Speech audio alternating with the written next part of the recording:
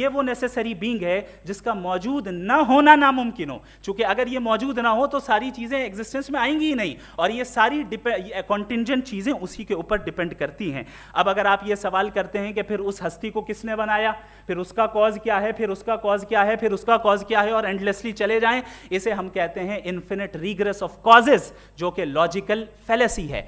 Conceptually infinity possible है, मिसाल के तौर पे न्यूमेरिकल्स 1 2 3 गिनते चले जाएं, इन्फिनिट नंबर्स हैं, मैं कॉन्सेप्चुअली बात नहीं कर रहा, प्रैक्टिकली रियलिटी में साबित करके दिखाएं कि infinite regress of causes possible है या नहीं। अगर पॉसिबल है तो हम मान लेंगे, मिसाल दे दें, और पॉसिबल नहीं है तो एक ही ऑप्शन बचता है जिसे हम कहते हैं नेसेसरी बीइंग। ऐसी नेसेसरी बीइंग जो इंडिपेंडेंट है, क्योंकि अगर वो डिपेंडेंट हुई तो वो नेसेसरी नहीं रहेगी। ऐसी इंडिपेंडेंट बीइंग जो इटर्नल है, अगर वो इटर्नल नहीं होगी, उसकी बिगिनिंग होगी तो वो खुद कॉन्टिंजेंट है। ऐसी बीइंग जो पावरफुल है, क्योंकि कॉन्टिंजेंट को एक्चुअलाइज करने के लिए पावर चाहिए। ऐसी बीइंग जो इंटेलिजेंट है और नॉलेजेबल है, क्योंकि ये यूनिवर्स स्पेसिफिक फॉर्म और स्पेसिफिक लॉज ऑफ नेचर के तहत प्रिसाइजली चल रहा है। Thank you.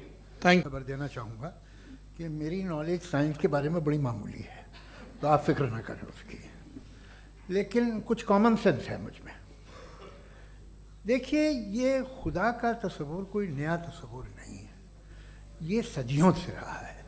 ये कुछ रिलीजन 3000 साल पुराने होंगे, 4000 साल पुराने होंगे, लेकिन इंसान कोई 10,000 12,000 साल से एग्जिस्ट करता है होमो सेपियन की शक्ल में, और हमेशा कुछ ना कुछ मज़हब रहे।